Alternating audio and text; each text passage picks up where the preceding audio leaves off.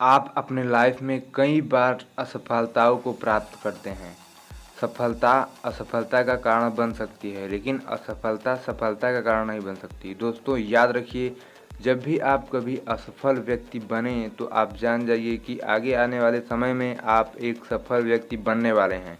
जब आप कोई असफल कार्य करते हैं या फिर उसमें असफलता पाते हैं तो आप यह जान लीजिए कि आप कुछ न कुछ उससे सीखते हैं, और जो एक बार सफलता नहीं पाता वह उस सफलता को चूमने की कोशिश करता है। दोस्तों याद रखिए, जो असफलता को ग्रहण नहीं करता वह कभी सफल नहीं हो सकता। हाल ही में सुशांत सिंह ने कभी अपनी ज़िंदगी में असफलता को ग्रहण नहीं किया था, इसीलिए उन्हें असफलता पाने पर सुसाइड करना पड़ा। याद रखिए कि वो कभी जो है अपने ज़िंदगी में हारे नहीं थे। अगर वो हारे होते तो यह जानते कि हम हारते तो हमेशा हैं, लेकिन उन्हें कभी हार नहीं होती, इसलिए उन्होंने पहली बार हार मानकर अपने आप को सुसाइड कर दिया। दोस्तों याद रखिए, जब भी आप कभी हारते हैं तो आप यह जान लीजिए कि आप जीतने ही वाले हैं। जब भी आप कभी हारें तो बस इतना सोचिए कि बस कुछ कदम और है। दोस्तों आप इतने बड़े बड़े माउंटेन पर देखते होंगे बहुत से साइंटिस्ट चढ़ जाते हैं। कैसे?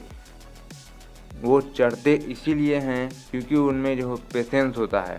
वो कई बार नाकामयाबी को हासिल करते हैं, लेकिन एक बार ज़रूर चढ़ते हैं। दोस्तों सूरज को तो देखा ही होगा, सूरज को चमकने के लिए दोस्तों जलना पड़ता है।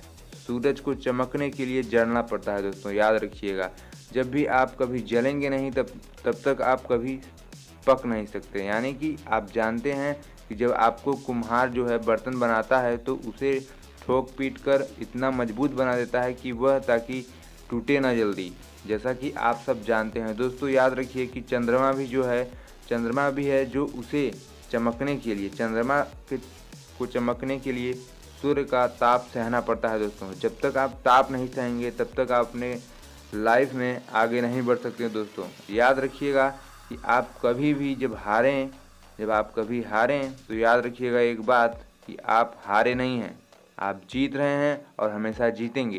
तो याद रखिए कि आप कभी हारे मत। आप बहुत दिनों तक मान लीजिए बीमार हैं। अगर आप बीमार हैं तो यह भी सोचे होंगे कि मुझे क्यों बीमारी होती है। दोस्तों याद रखिए, बीमारी एक प्रकृति का नियम है। अगर आप बीमार नहीं पड़ेंगे तो बहुत सारे एक्टिविटी रुक सकते हैं, यहाँ तक कि जो आपके बैक्टीरिया हानिकारक लाभदायक भी होते हैं वह भी आपको अफेक्ट कर सकते हैं। दोस्तों याद रखिए, कभी कभी आप डिप्रेशन में चले जाते हैं, लेकिन याद रखिए डिप्रेशन में जाना ही एक बहुत बड़ी बात होती है। क्या आप जानते हैं कि आपकी जो हार्ट बीट होती है वह सीधी नहीं रहती। आपकी लाइफ में डिसऑर्डर होना, एंट्रोपी का होना बहुत ज़रूरी है। अगर आपकी लाइफ में एंट्रोपी है तो समझ लीजिए आप एक अच्छा लाइफ व्यतीत कर रहे हैं। दोस्तों तो याद रखिएगा कि आपका लाइफ जो होगा डिसऑर्डर होना चाहिए। तो आज की वीडियो में यही समाप्त करते हैं दोस्तों, धन्यवाद।